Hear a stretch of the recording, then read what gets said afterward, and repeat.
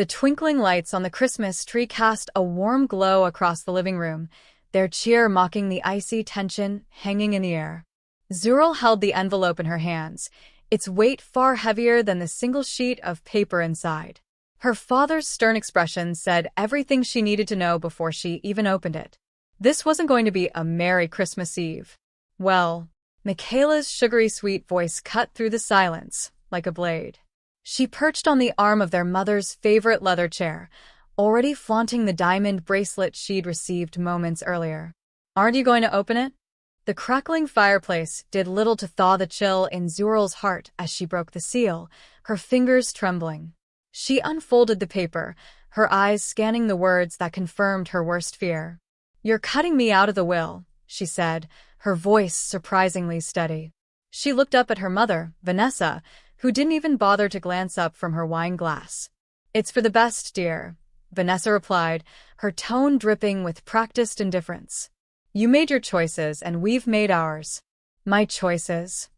Zuril let out a hollow laugh. "You mean choosing to follow my passion instead of living under your thumb? Starting my bakery instead of joining the family firm?" Her father's lips curled into a sneer. "A bakery," he scoffed. "We spent a fortune on your education, and you throw it away to make cupcakes?" "They're not just cupcakes," Zuril shot back, her voice rising. "It's my dream." "Dreams don't pay bills," he said sharply. "Michaela understands responsibility. She's already making a name for herself at the firm." Michaela smirked, the reflection of the Christmas tree lights dancing in her eyes. "Oh, don't be dramatic, Zuril. You knew this was coming." Zuril folded the paper carefully, her hands trembling as she rose to her feet. "Actually," she said, smoothing the front of her dress, "I expected better from my family." "Silly me. Where are you going?" her father demanded as she grabbed her coat from the rack. "We haven't even had dinner." "I've lost my appetite," Zuril replied, slipping into the scratchy wool jacket. Her hand paused on the doorknob as she turned back to face them. You think you're punishing me. But really," she smiled, a spark of defiance in her eyes, "you're punishing yourselves more than you realize." "What's that supposed to mean?" Michaela asked, her smirk faltering. "Merry Christmas," Zuril said, ignoring the question, "and good luck. You're going to need it." The heavy oak door closed behind her with a satisfying thud, muffling the sounds of her father's protests and her mother's sharp rebuke. Outside, snow fell softly, blanketing the world in silence.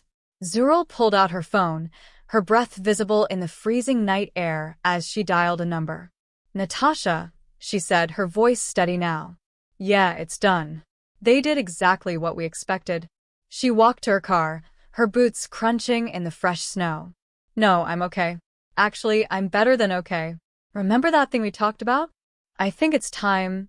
As she drove away, the family mansion shrank in her rearview mirror. The glowing lights of the Christmas tree became distant specks, swallowed by the snowy night. Her phone buzzed with a text from Michaela. "Hope you're happy with yourself. You've ruined Christmas." Zuril smiled as she typed back. "On the contrary, sis. This is the best Christmas gift I've ever received. Freedom." She turned onto the main road, heading toward downtown and the future she'd chosen for herself. Some legacies weren't inherited, she thought, watching the snow erase her tire tracks.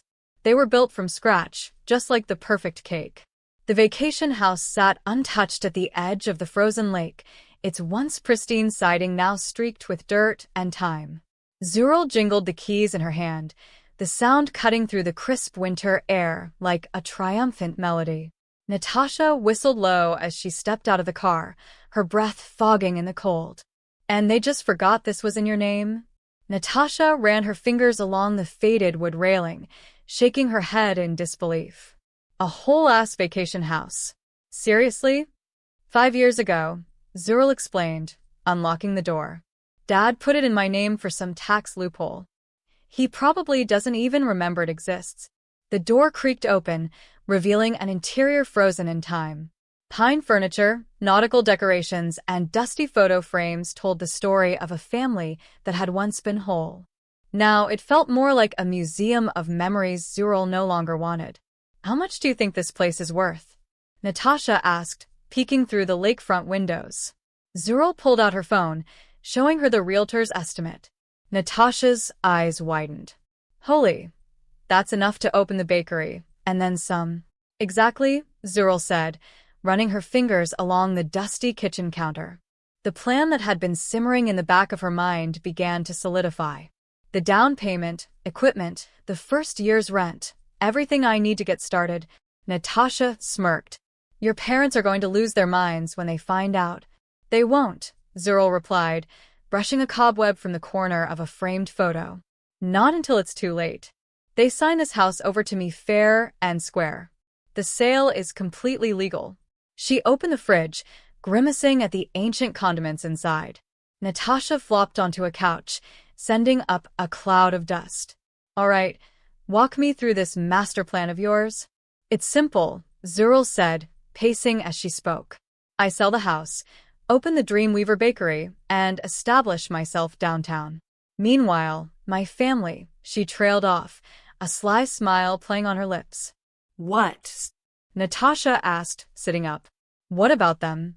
Zurl hesitated, then leaned against the counter, crossing her arms. Let's just say their precious firm isn't doing as well as they'd like everyone to think. Natasha raised an eyebrow. How do you know that? Brett, Zurl said, referring to her old college friend who now worked in commercial banking. He mentioned that their last loan application didn't exactly get approved. They're drowning in debt. Natasha let out a low whistle. So, not only are you funding your dream, but you're doing it while their empire crumbles? That's some next-level revenge, girl.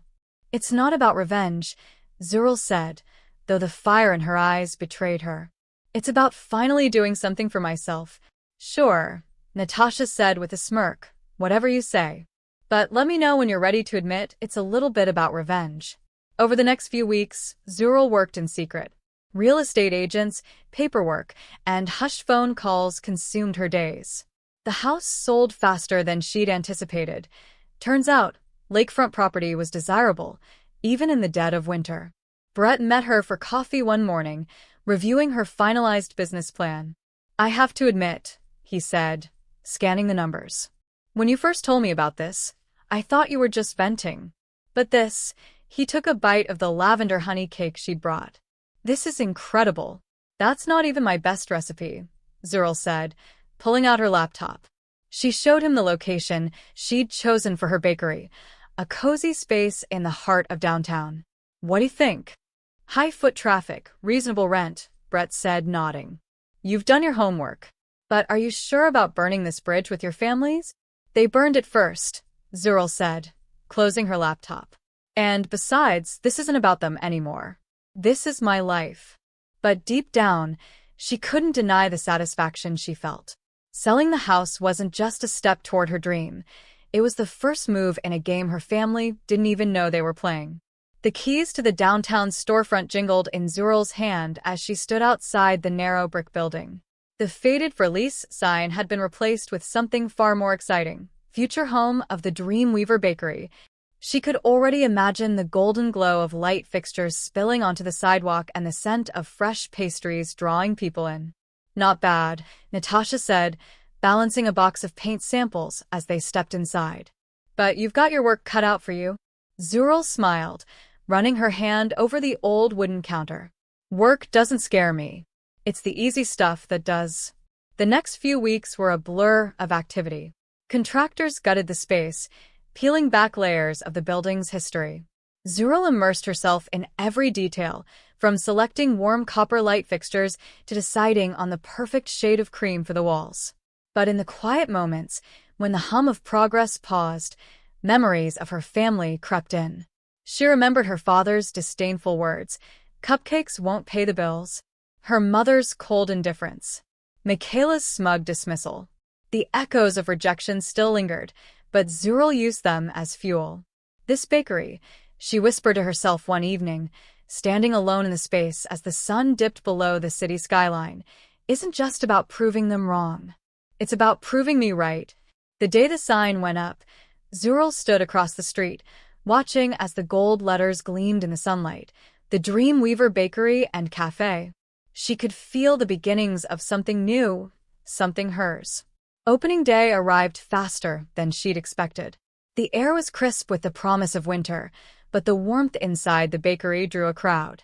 The line stretched out the door, a mix of curious locals and friends who'd come to support her.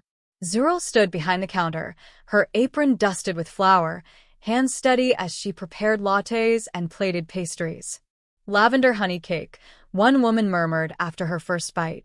I think I've just found heaven. Natasha bustled through the crowd, a tray of croissants in hand.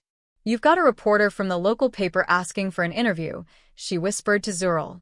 Already? Zurl glanced around at the bustling space, her heart racing. They smell success, Natasha teased. Later that evening, after the doors had closed and the rush was over, Zurl sat in the quiet bakery. The press clipping from the local paper was already framed and hanging on the wall, declaring the Dreamweaver Bakery downtown's new sweetheart.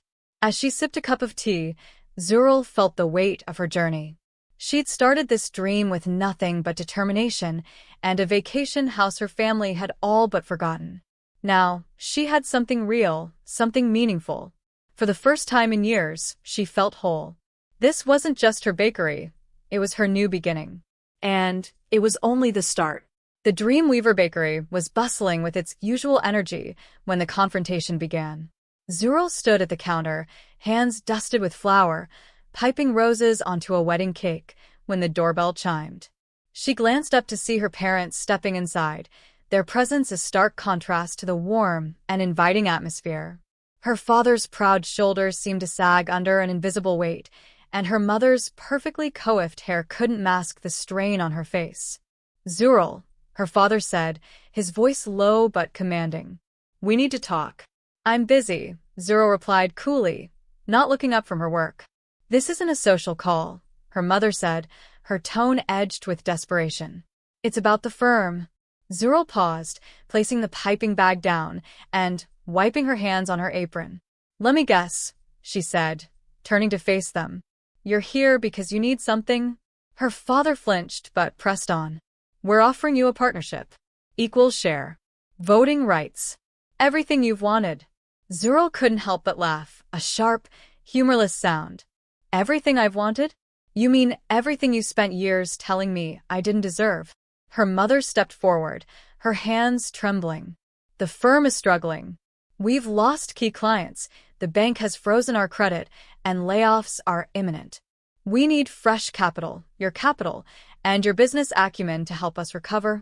Zurl crossed her arms, leaning against the counter. So, let me get this straight. The daughter you disowned for being a failure is now your last hope. Her father's face darkened. This isn't the time for petty grudges. Grudges? Zurl raised an eyebrow. What you handed me on Christmas Eve wasn't a grudge. It was a severance package for my own family. The bakery's cozy atmosphere suddenly felt charged with tension as customers cast curious glances their way. Natasha, wiping down a nearby table, subtly stepped closer, ready to intervene if needed. This isn't just about us, her mother pleaded. It's about preserving the family's legacy. Zurl's eyes narrowed. Your legacy, you mean? Not mine. She picked up a piece of paper from the counter and handed it to them. It was a framed photo of the Dreamweaver's glowing press reviews. This is my legacy, built from scratch. Without your help, her father's voice cracked. We were wrong, Zurl. About everything. We see that now. Please help us. Zurl studied their faces, searching for even a flicker of genuine remorse. Instead, she saw desperation. Not for her as their daughter, but as their savior. No, she said simply, the word cutting through the air like a knife. Her mother gasped, clutching her pearls. You'd let us lose everything? You lost me first, Zurl replied, her tone icy. You showed me exactly how little I meant to you. I'm just returning the favor. Her father's voice turned sharp. You're making a mistake. No, Zurl said, stepping closer. You made the mistake of underestimating me, of thinking I needed you to succeed. And now, you'll live with the consequences. As they left, the weight of their failure etched on their faces, Natasha sidled up beside her. You okay? I'm fine, Zurl said, watching them through the bakery's front window. Over the next few months, the news spread like wildfire. The once proud family firm had filed for bankruptcy. Their sprawling mansion went on the market, along with their luxury cars and private memberships. The whispers in their social circles grew louder, no longer flattering but scornful. For the first time, Michaela tasted failure. The firm's collapse left her jobless, her carefully constructed facade cracking under the weight of reality. The golden daughter of Christmas Eve now scraped by on temporary work, her bitterness towards Zuril growing with every setback. Their parents moved into a modest apartment, their social standing reduced to ashes. The once untouchable Vanessa and Henry became cautionary tales of arrogance and hubris. Through it all, Zuril thrived, her bakery growing into an empire.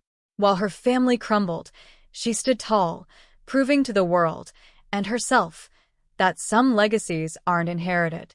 They're earned. The morning rush at the Dreamweaver bakery had just begun when Zuril spotted Michaela standing outside.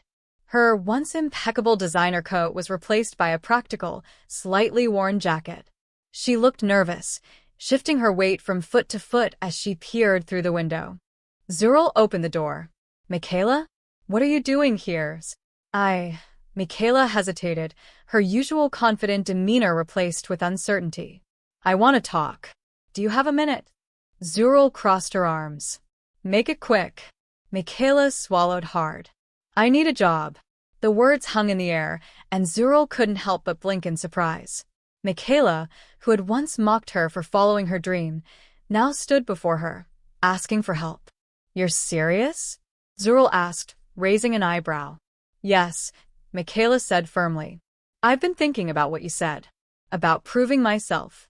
About earning something for once." Zuril studied her sister's face, searching for any hint of manipulation or ulterior motive. But all she saw was genuine exhaustion and determination. "Fine," Zuril said, stepping aside to let her in. "But you start at the bottom." "No special treatment. I wouldn't expect anything else," Michaela replied. "Good," Zuril said, tossing her an apron. "Start by wiping down the tables. I'll show you how to use the dishwasher after." Michaela nodded, tying the apron around her waist and grabbing a cloth.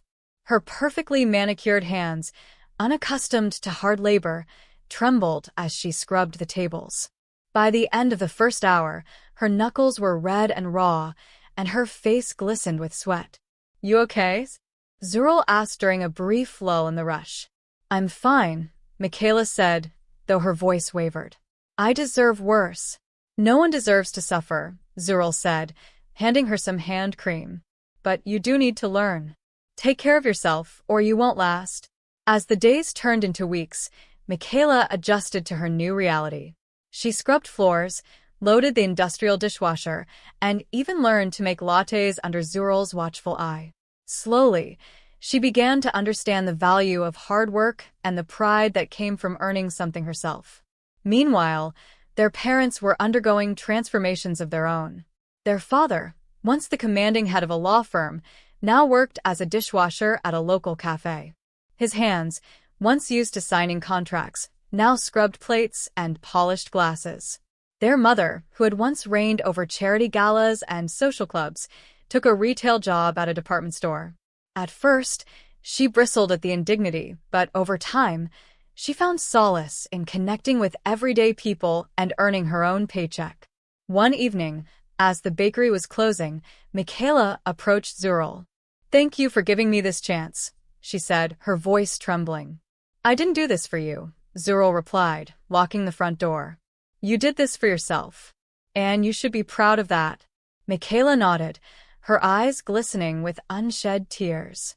For the first time, Zuril saw not her sister the rival, but Michaela the person, flawed, humbled, and finally learning what mattered most. The Dreamweaver bakery had become more than a local favorite. It was now a citywide sensation. Customers traveled from across town for a taste of Zuril's creations, and the buzz only grew with each glowing review and social media mention. With the bakery's steady profits, Zuril began exploring new opportunities. She invested in 2 more properties downtown, turning one into a cozy cafe and leasing the other to a small artisanal coffee shop.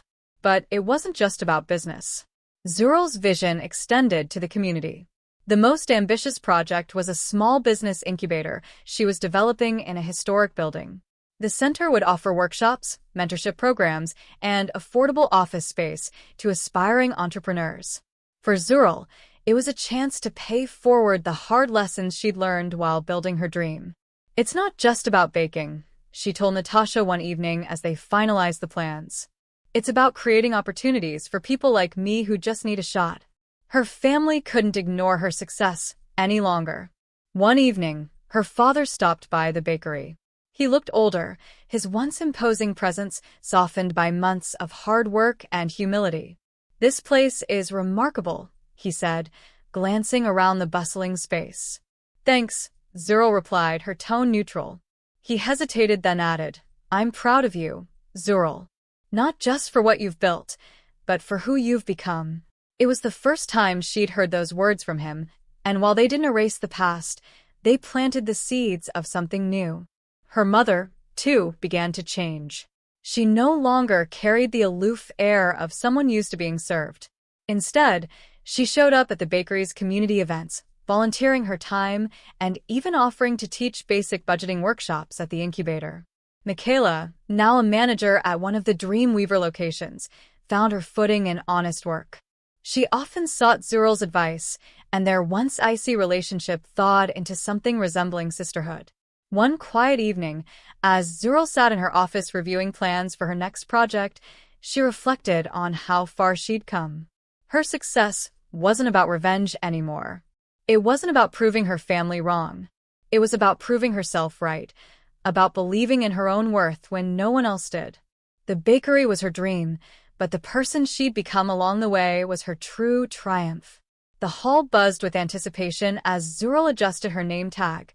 Zural Fernandez, CEO, Dreamweaver Enterprises. Around her, business leaders mingled and cameras flashed, capturing the glamour of the annual local business awards. She spotted her family near the back of the room. Her father sat stiffly, his suit a bit worn but neatly pressed. Her mother's once flawless facade had softened, her eyes darting nervously as she clutched her evening bag. Michaela, seated between them, gave a tentative smile when their eyes met. "They actually showed up," Natasha whispered, handing Zural a glass of water. "They've been trying," Zural replied softly. "That's worth something." Before Natasha could respond, the mayor took the stage. "This year's Business of the Year award goes to someone who embodies innovation, resilience, and a commitment to community," the mayor announced.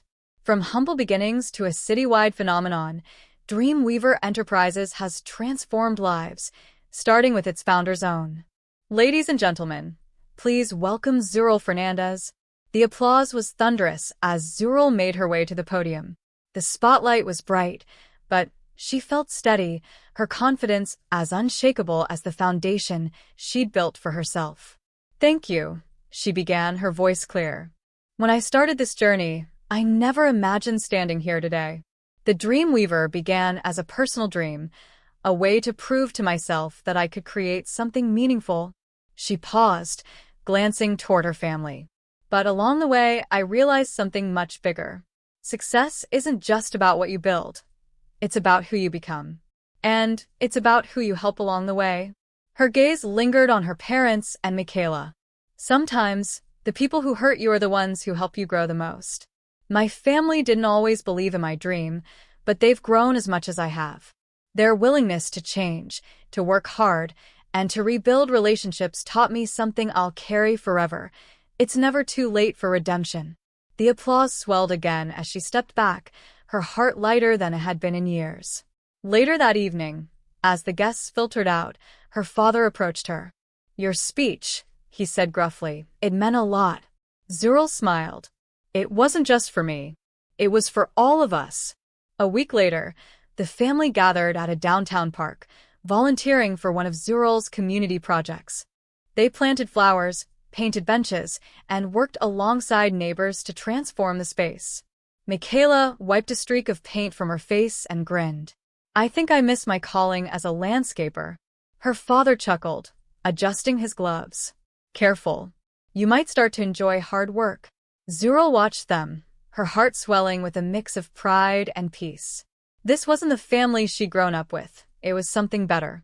A family that had learned, together, to let go of pride and embrace the power of starting over. As the sun dipped below the horizon, casting a golden glow over the park, Zuril stepped back to admire their work. The once neglected space now brimmed with life, a reflection of their journey. "Looks good," her mother said quietly, standing beside her. "It does," Zuril agreed. And for the first time in years, it felt like home.